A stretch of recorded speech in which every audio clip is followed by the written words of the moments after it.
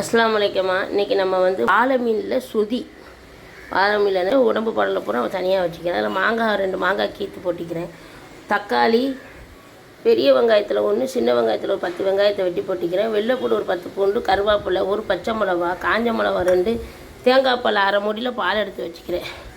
ஒரு நெல்லிக்காய் அளவுக்கு இது புளியை கரைச்சி வச்சுக்கிறேன். இப்போ நம்ம எப்படி ஆக்குறங்கிற மெத்தடை பார்ப்போம். அடுப்பை பற்றி சட்டியை இதை காய வச்சுட்டேன். இதுக்கு எண்ணெய் அப்பையில் 1 2 அப்பை எண்ணெய் ஊற்றிக்கிறேன். சூடாகட்டும். சூடான பிறகு காஞ்ச மிளகா,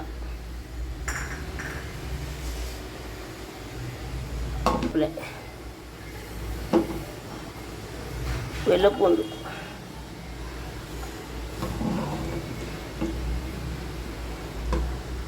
வெங்காயம்,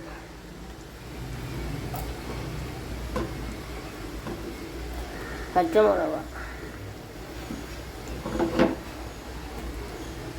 வெங்காயம் கொஞ்சம் கூடவே இருந்தாலும் இதுக்கு நல்ல டேஸ்ட் ஆகிடும். இதுக்கு தேவையான அளவு உப்பு. நம்ம ஆனத்துக்கு போடும்ல அந்த அளவுக்கு உங்களுக்கு ஒரு ஆனங்கும் போது உப்பு போடணும் எவ்வளோ தெரியும்ல உங்களுக்கு. அதை போட்டு கிண்டி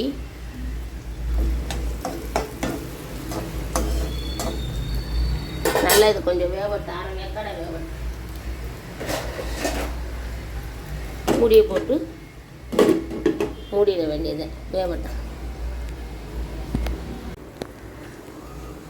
இங்கே பாருங்கம்மா, வெங்காயம் ஒரு அரை இதை நல்லா ரொம்ப கருவெல்லாம் தேவையில்லை இதுக்கு. நம்ம இதில் வந்து வெங்காயம், வெள்ளைப்பூடி ஏன் போடுறோன்னு சொன்னால், வாழை மீன்கிறது ஒரு வாயுவான மீன்.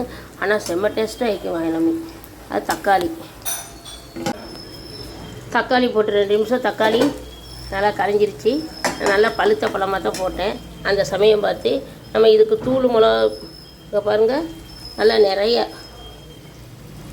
நல்லா 1.25 ஸ்பூன் மிளகாத்தூள் போட்டேன்.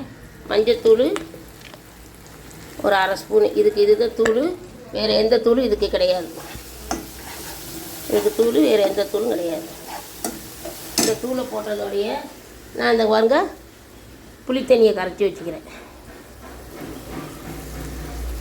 எப்போவுமே புளித்தண்ணி ஊற்றும் போது கொஞ்சம் என்ன மண்ணின்னு இருக்கி நம்ம இப்படி கரைச்சாப்புல இப்படி ஊற்றிடணும்.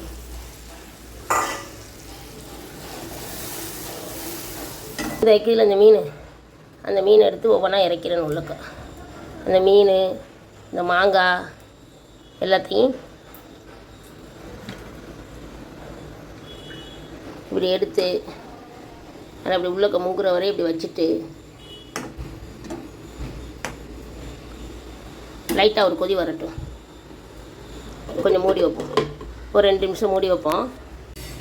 நம்ம என்ன செய்யணும், அடுத்தாப்பில் தேங்காய் பாலை ஊற்றிட்டு ஒரு சின்ன அடுப்பில் ஒரு 5 நிமிஷமோ ஒரு 7 நிமிஷமோ நல்ல எண்ணெய் விட்டுக்கிட்டு ஒரு மாதிரியாக வரும்போது நம்ம அமர்த்தி போட்டுற வேண்டியது. அப்போ காட்டுறேன் உங்களுக்கு. இப்போ நான் சின்ன அடுப்புக்கு மாற்றிட்டேன். சிறுத்து தீயை வச்சுக்கிறேன். கொதிக்கட்டும்.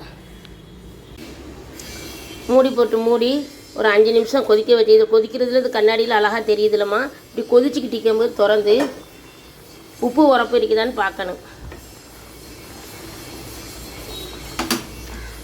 எனக்கு உப்பு உரப்பு புளிப்பு எல்லாமே கரெக்டாகிக்குது. அப்போ என்ன செய்யணும், இந்த தேங்காய் பாலை ஊற்றணும். தேங்காய் பூ ஊற்றி லைட்டாக அந்த ஆப்பையை வச்சு கிண்டி, ஆனால் தனியாக தான் இருக்கி. ஆனால் செம்ம புளிப்பு உரப்பு டேஸ்ட் ஆகிக்கி. ஒரே மெத்தடில் நம்ம குழம்பு தூளை போட்டு ஆக்கிட்டிக்க தேவையில்லை. ஒவ்வொரு மெத்தடை நம்ம பண்ணி சாப்பிட்டா அதுக்கு ஒரு டேஸ்ட்டாகவும் இருக்கும். ரொம்ப காரசாரமாக நல்ல புளிப்பும் உரப்பும் சொதியான பாரு சாப்பிடுங்க. செஞ்சு வாழை மீனில் செஞ்சு பாருங்கள், தொண்டை மீனில் செஞ்சு பாருங்கள், சூடை மீனில் செஞ்சு பாருங்கள். எதில் வேண்டாலும் செஞ்சு இதே மாதிரி செஞ்சு கத்திரிக்காய் கூட போடலாம். இப்போ நான் மாங்காயும் போட்டிக்கிறேன். கத்திரிக்காய் கூட போடலாம், முருங்கைக்காய் கூட போடலாம். ஆனால் ரொம்ப ஈஸியான மெத்தடு. நீங்கள் செஞ்சு பாருங்கள். பார்த்துட்டு நீங்கள் இதில் நல்லா இருக்குதான்னு சொல்லி லைக் போடுங்க, கமெண்ட் பண்ணுங்கள், சப்ஸ்கிரைப் பண்ணுங்கள். ஆயிஷத்துமாக்கு ஆதரவு தாங்க. அஸ்ஸலாமு அலைக்கும். இங்கே பாருங்கம்மா, ஒரு 7 நிமிஷம் நான் வந்து ஆனத்தை கொதிக்க வச்சேன். ஆனை லைட்டாக தண்ணியாக இருந்துச்சாக்கு நம்ம போட்டோமா மிளகாத்தூள் ஸ்பூனு, அதில் ஒரு அரை ஸ்பூன் மல்லித்தூள் போட்டு அந்த கொதிச்சுக்கிட்டு இருக்கும்போது போட்டோமாக்கு 7 நிமிஷம் நல்லா ஸ்மாரான தீயில் போட்டிருந்தேன். ஆனை இப்படி அழகாக வந்துருச்சு. நீங்களும் இதே மாதிரி வாழை மீன் சொதியாக நம்ம செஞ்சு வீட்டில் கொடுங்க. பிள்ளைகளுக்கு, ஆம்பளைகளுக்கு எல்லாருக்கும் கொடுங்கம்மா. நீங்களும் செஞ்சு பாருங்கள். நல்லா இருக்குதான்னு எனக்கு கமெண்ட் பண்ணுங்கள்.